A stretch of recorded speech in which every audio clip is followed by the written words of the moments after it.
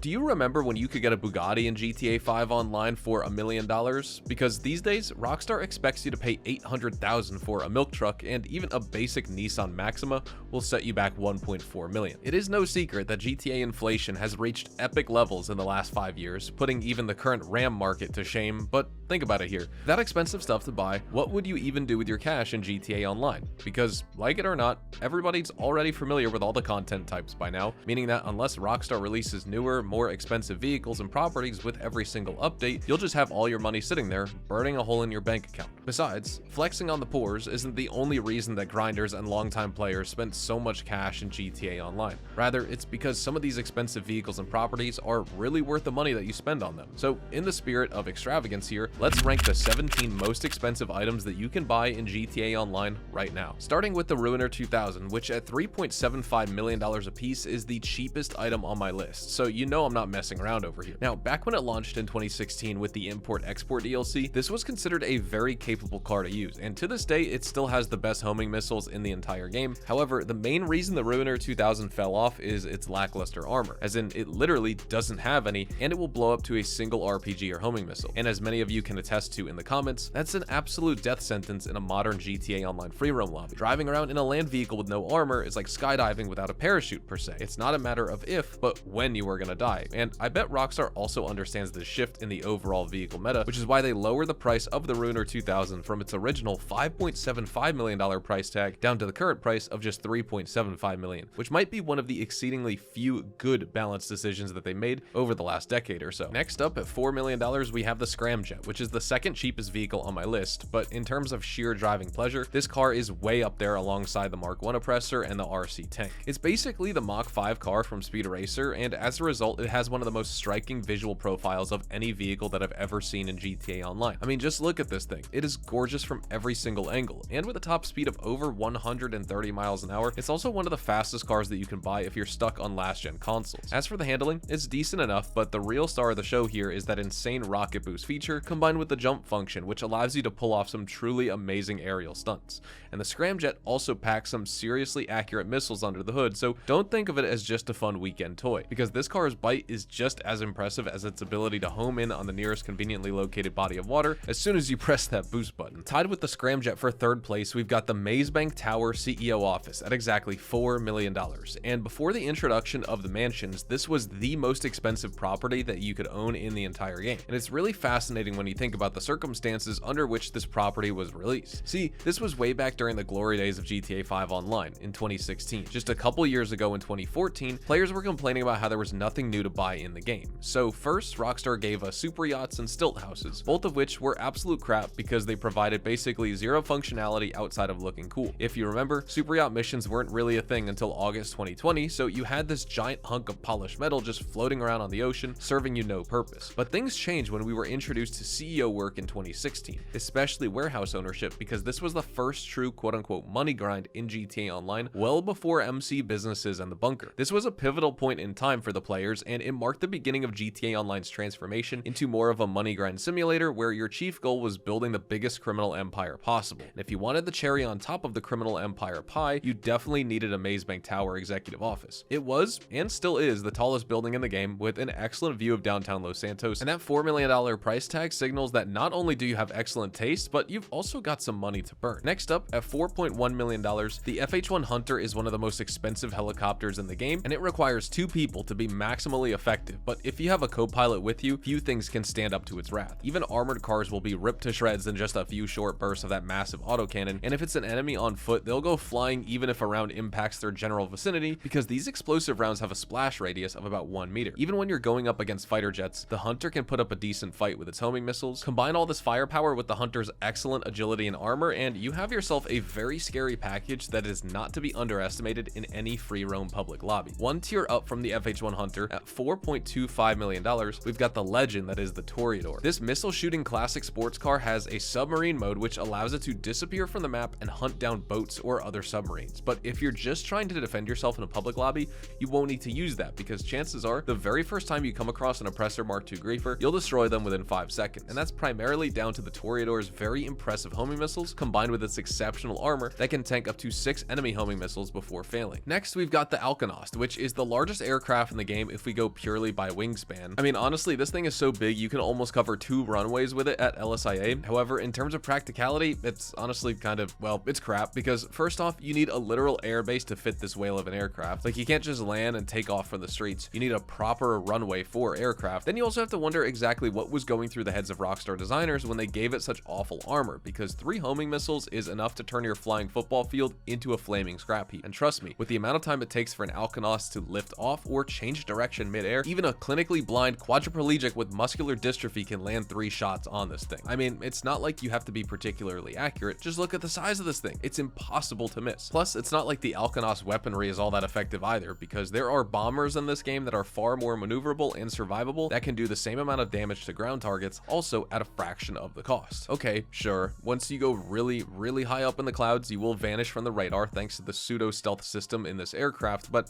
at that height, how the heck will you even see your enemies to drop bombs on them? Because last I checked, GTA 5 doesn't have a laser or GPS guided munitions, and we're still doing things the old school way like they did in World War II. Once again, just to clarify, if you want to use your stealth, you can't use your bombs, and if you're flying low enough to use your bombs, you get shot out of the sky. Basically, what I'm saying is that the Alkonost is one of the most useless aircrafts you can buy in GTA Online, and it's also super expensive at $4.35 million.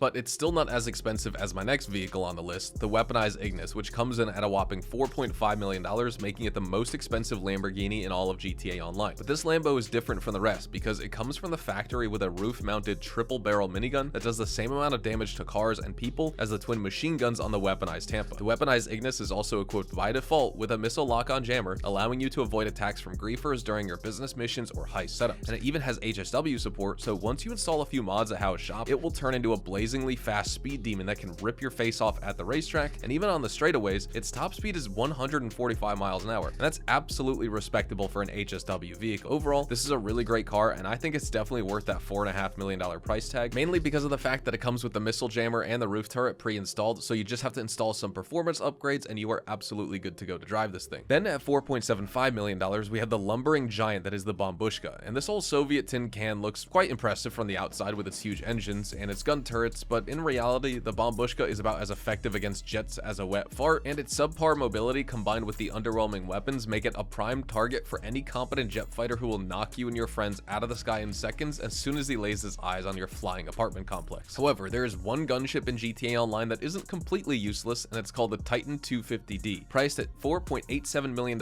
it is slightly more expensive than a Bombushka, but this is the real deal here. It's an AC-130 gunship with proper 105mm and 40mm cannons positioned to the left of the aircraft, like the broadside guns on old naval warships, and these hit hard, really hard, if you're within the maximum effective range. If you're outside the range, you might as well be firing hopes and prayers at your enemies, because you won't hit them. And also, it is such a shame how Rockstar has treated the Titan 250D since its release in March of 2025, because they've nerfed the weapon range on an aircraft that already took a significant amount of skill and teamwork to use properly, and then they even fixed the glitch that allowed you to glide home with a dead engine, so now the Titan 250D is not nearly as effective as it once was, but it's still a great way to have fun with your friends and wreak some havoc in a public lobby. Next, we've got the Swift Deluxe for $5.15 million. This is a gold-plated version of a regular Swift, and I've only got one piece of advice for you here. Don't buy it, unless you just want to flex your wealth, of course, in which case, there are few displays of wealth more vulgar and tasteless than the Swift Deluxe. The Deluxo is even more expensive at $5.75 million, but unlike the Swift Deluxe, this flying missile car from Back to the Future has an actual purpose, and that purpose is killing the heck out of absolutely anything and everything that moves with its incredible homing missiles. If you can imagine flying a Ruiner 2000, then you can certainly imagine the sort of devastation a Deluxo can have in a public lobby, and because it can stand in one place and hover while doing a 360 spin, there's almost no way you're going to outturn the Deluxo in an aerial fight with your helicopter, or even an Oppressor Mark II for that matter. The only downside is that it goes down in a single homing missile, so don't get hit. However, if you're the sort of person who doesn't want to fiddle around with the controller and just wants to hover in place while soaking up infinite homing missiles, meet the next most expensive vehicle on my list, the fully upgraded Avenger. And this thing is literally the Giga Chad of the skies in GTA Online. Just to give you an idea of how powerful this aircraft is, an Oppressor Mark II, if it were to empty its whole ammo count of 20 missiles, it still wouldn't be able to kill the Avenger because the armor soaks up 23 missiles before failing. And that's if you manage to land all 23, because believe it or not, the Avenger also gives you the option to install a missile lock-on jammer and countermeasures and a stealth module. It also has VTOL, a top speed of 178 miles an hour, and the cargo hold fits 25 people, so if you include 2 pilots and 3 gunners, that's 30 people in one aircraft, so you can basically carry a whole entire lobby inside of your Avenger. And those turrets you see up top, under the chin, chin and in the back, yeah, those are one-hit insta-kills on unarmored aircraft, so good luck trying to fight an Avenger with a squad of people inside who are manning those guns. Now, if you have an Avenger with the operations terminal, you should probably do the third mission on Parade to unlock the trade price for the F160 Raiju. But if you don't have the trade price, the Raiju is the 5th most expensive item on my list at $6.8 million, and it's probably worth it too, as this is one of the most effective grinding vehicles in the entire game, with a top speed of 232 miles an hour, and it also has VTOL paired with stealth, which make it an excellent hit and run fighter for PvP lobbies. But if you want the true ultimate grinding vehicle in GTA Online, it is this right here, the infamous Oppressor Mark II, aka the Forbidden Broomstick. And while a lot of players hate it to this day for being a griefing tool, myself and thousands of other players use it primarily to grind our businesses and as a counter griefing measure in public lobbies. Because honestly, sometimes you have to fight fire with fire, and that fire comes at a cost of $8 million thanks to Rockstar's various Mark II nerfs over the years, one of which was jacking up the price tag so it would be harder to buy. And for our top 3 most expensive items in GTA Online, first we've got the maxed out Galaxy Super Yacht. You can get any one of these, but I prefer the Aquarius, and I've got mine kitted out with gold fittings and gold lighting. The base price is $8 million for the Aquarius, but with upgrades it will go all the way up to $10 million for the full package. Then for the second most expensive item on my list, I've got the undisputed reigning champ of uselessness in GTA Online, the Luxor Deluxe, which is just a regular Luxor plane with gold plating, and it costs $10 million